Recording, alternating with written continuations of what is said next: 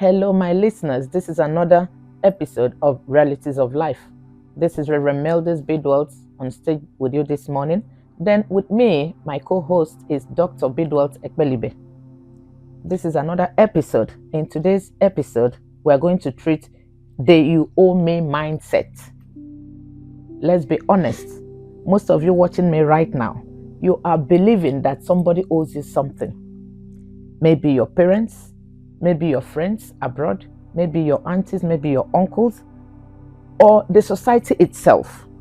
But I have come with an uncomfortable truth. Nobody owes you anything. Today, we are going to break down the entitlement mindset, especially in our African communities and in diaspora. How it silently destroys relationships, how it is silently destroying personal growth and opportunities.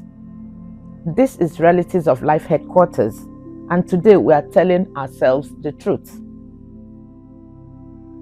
Remember, the title we have today is The You Owe Me Mindset, Entitlement in African Homes and Society. Listen to this short story as we go on.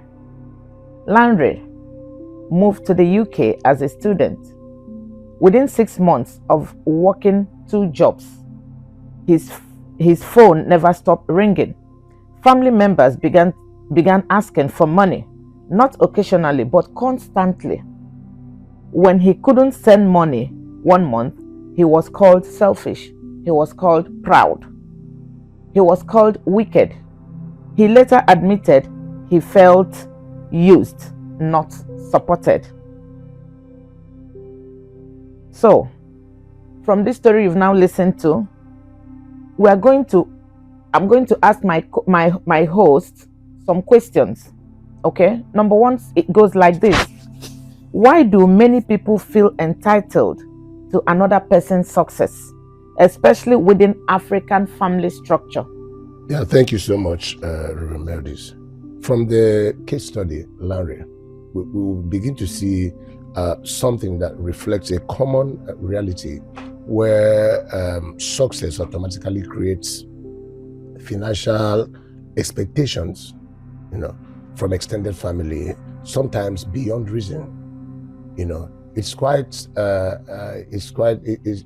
painful when you are doing everything you are doing what possible to help your people, and then they are expecting so much from you, and that's exactly what the thing is. Yeah. The entitlement mentality, the mindset of you owe me.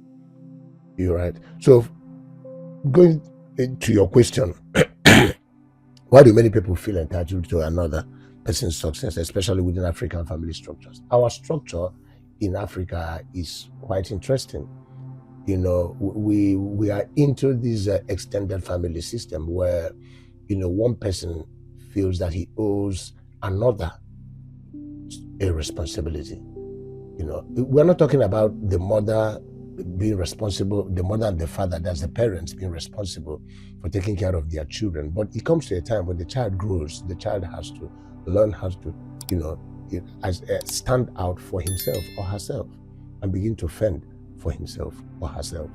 But we find out that in Africa, apart from your immediate circle, that is your biological brothers from the same parent, you have other attachments like the cousins, like the nephews, the nieces, the aunties, the uncles. You have the maternal and the paternal. And this creates a very big vacuum when it comes to you really understanding who you should be responsible to. And you find out that in some families, many people, especially from Africa, they are expected to help, and when I say help, I'm talking about sending financial, emoluments to people at home, especially those from abroad to way back to Africa. And even those in African countries that is not Nigeria.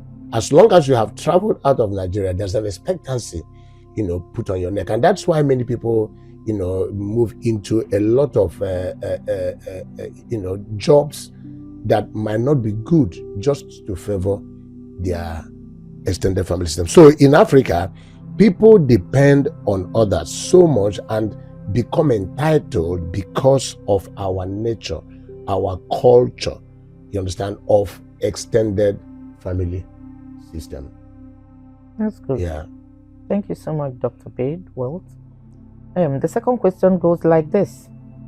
At what point does support become exploitation in family and community dynamics? Well done. You know, from what we said earlier, we are not against people helping each other. We're not against a person, you know, taking responsibility in the home, even in the extended family system. The extended family system is good, but it's quite demanding. It's quite good. It helps, you know, to dominate, to take charge, especially when all of them are working in unity. So there are some advantages of extended family system. But one thing is that the world is increasing and improving and extending.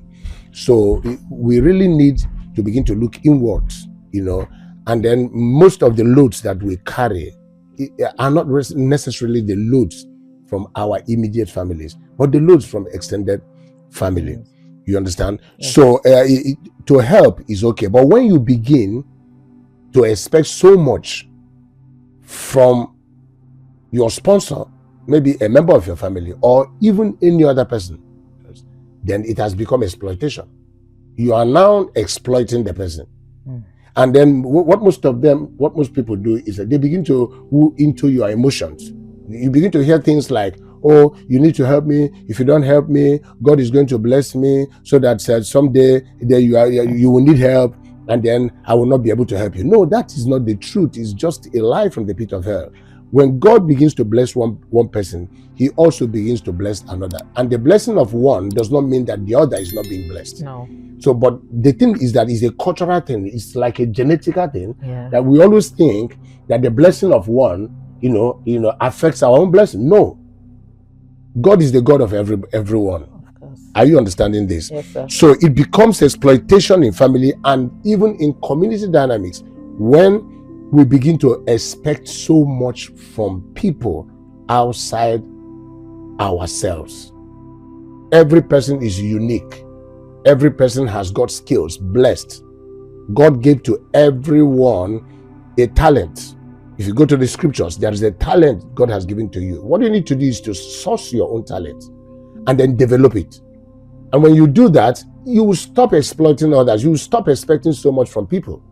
And that will leave the family healthy and beautiful, and people will be relating with each other freely.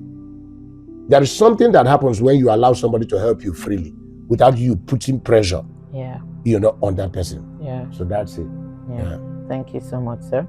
Okay, my third question comes. It says, how does entitlement affect Africans in the diaspora trying to build their lives abroad? Of course, we all know what happens when you travel abroad first time. For instance, myself, when I traveled abroad first time, it took me about 4 years to even get something that I was doing.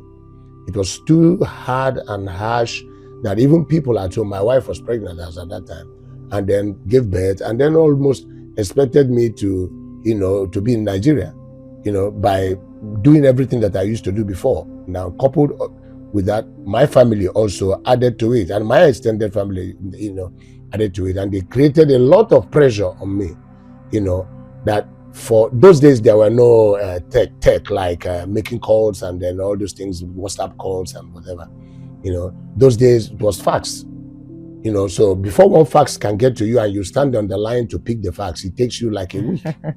So it was too hard on me that if I had not, you know, controlled myself, I would have ended up in a mental home, you know, in a mental health facility. Yeah. So, but one thing you have to understand is this. If you put pressure on somebody that has traveled out from your family to abroad, whether Europe, America, Asia, Pacific, Ghana, Cameroon, any other country, you know, apart from your own, and you put pressure so much, you are limiting that person's success. Yes, because the person, if he's a highly emotional person, will begin to, every time he's thinking about you, and many people collapse while rushing to do many works. Many Africans do 2, 3, 4, 5 jobs, not because they want to, but because they are going to pay school fees, they are going to pay house rent, they are going to maintain cars that they have sent to Africa. And in that case, it becomes very demanding, and it's like a slavic mentality. So the person abroad will never have any savings. He will never plan. You have to understand that when you move to a new horizon, you need to study the place economically, politically, socially, so that you can adapt. If you do not adapt, there's no way you can make it in that nation. Finally, anywhere you are, God has put a blessing there. And if you are pressurized so much, you will not be able to concentrate and see the blessings at all. And then at the end of it all, the same people you are struggling to help, they are the people that are going to sit on the table to judge you. Yes. And you start hearing things like, look at how many years he has been in abroad. He does not amount to anything. Oh look at the other one, all the while he was sent abroad, he didn't even help one person. How can I help you when I'm paying your rent? Annual rent. How can I help you while I'm sending your children to school? I can't even build a house. I can't even do anything. So this is the story of many Africans that are in diaspora. And that's why they end up the way they end up. Poor at the end of the day. It's quite a sad story. Yeah. Yeah, it's quite a sad story. Let me now ask you the last question, sir. Is entitlement driven more by poverty, culture, or mindset? That question is very, very straight, especially for Africans. We have this same situation even for the Asians. Yes, it happens even among the Asians. But we are putting more emphasis on Africa, all right, because Africa have a culture, that says that you must not leave your brother behind. So even some of the elders, they put it in their idioms, and then people for years, for ages, for decades have believed that is what should be the norm, but that is not the truth. If I have a younger brother or siblings that are lazy, it's not my responsibility to make them active. If I have younger ones that are recalcitrants, people that waste, finances, it's not my duty to begin to break my head so that they will become smart and sharp. So the culture is the problem. Our culture says you must not leave somebody behind, our culture. And that is the basis for the poverty that is in African nations. The culture. We want to carry everybody along. And the more we carry people along, is the more we get frustrated along the way. You must not carry everybody along. Choose people that are active, people that are ready to work with you, people that are ready, people that are that have the brain to bring out ideas so that you can make an input into their life and you see the results. But if you keep insisting that you will carry everybody along, you are encouraging their entitlement mentality, because they will never exist without you. They will always put their esophagus on your body until they will suck you until they suck you dry. And at the end of it, they will judge you. So our culture, our mindset, the poverty of Africans emanates from our entitlement-driven mentality because of the way we handle things. All right. Having listened to all the answers to the questions that I've asked him, we have come to a conclusion that says that where success automatically in African society, success automatically creates financial expectations from people who didn't work for it. And it's not as if you're doing those things for them, if you're helping them out, they will hail you. Behind your back, they're not okay because they feel more, they want more. They want more. I heard one of my friends telling me that one of her close friends in school asked for help, and she gave the girl, she sent £5,000 to the person to start something. The person now wrote back and said, "Is it this mega sum you're giving to me? I heard you're earning £1 million. How does it go? It's not right. This is mentality. It shouldn't come. Accept the ones, be happy for the ones that have been given to you. That person that is doing those things for you has other responsibilities to his own immediate family.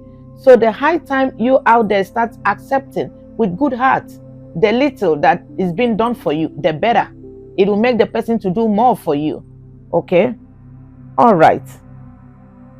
We have come to the end of this episode now. We are going over to the next episode.